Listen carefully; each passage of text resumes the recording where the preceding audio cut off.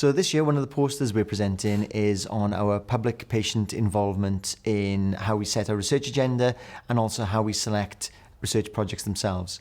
So if you go back in Tenovus Cancer Care's history, whilst we've done a lot of great research, carried out a lot of great services, we never really brought the two things together, and we had very little input from people affected by cancer in how we funded and what we funded in terms of our research portfolio. So we've worked really hard to develop a couple of different ways of doing it. One of the ways which we've been doing for a number of years now is actually having a panel of patients and carers supported by traditional, robust academic peer review to pick research projects that are not only research excellent, but also highly relevant to the real needs of people affected by cancer. Whilst that's been great, one of the gaps we've had in that is that we never had a research project from a patient or a carer themselves, which is, in hindsight, not really surprising.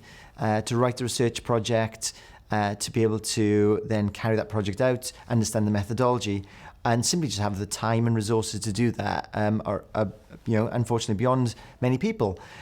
But really, the best ideas should come from the people who are affected by the disease themselves. So we introduced another mechanism by which patients and carers could actually give us ideas about what was good and bad about their care and the possible solutions to overcome those issues.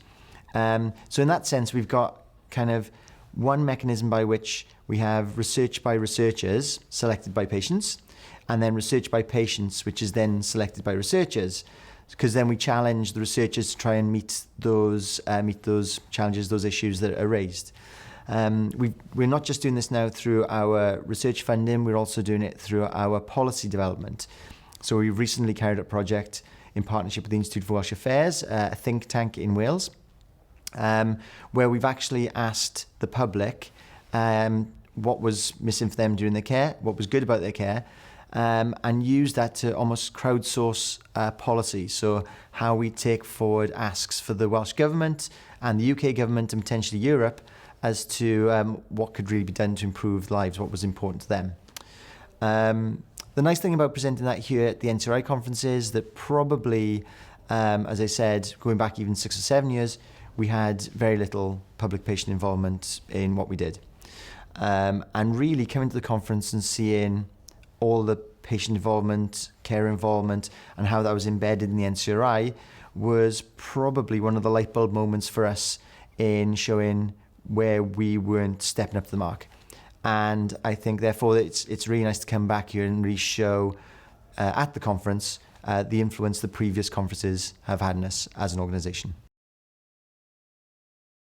So in the Institute for Welsh Affairs project, we asked people, like, as I said, what was missing for them, but also what was good for them, what good experience of care did they have.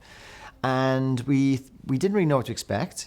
We thought that there might have been some really big money issues that were raised, some big systems things, or things around cancer drug funding or radiotherapy.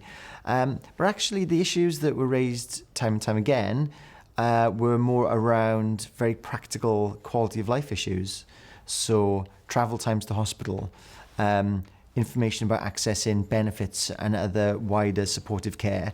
And probably one of the most interesting ones, which actually has come up now in 2 projects that we've run with patients and carers, and that is, can we find ways to reduce the actual amount of time that patients and their families spend sitting in hospitals? So whether in outpatients clinics or waiting for chemotherapy, waiting for radiotherapy. We hear stories all the time about people who arrive for their chemo appointment at 8:30 and are not seen till maybe 2, 3, 4 o'clock that day. Now, that sounds like maybe quite a small thing in the wider scheme of cancer treatment and all the massive advances in therapy, but actually for people, many of whom might not have good prognoses, spending very precious time sitting in waiting rooms is a serious quality of life issue for them. There's quite a movement around now, I think, around having patients and carers to actually start leading the research agenda. And certainly the the NCRI and the patient and public and care involvement here certainly helps to do that across the broader spectrum. But certainly individual organisations as well, and certainly other funders are really embracing this as well. And I know a number of other cancer charities are really leading the way in identifying and training people affected by cancer to have the skills so they can really input in a robust and meaningful way.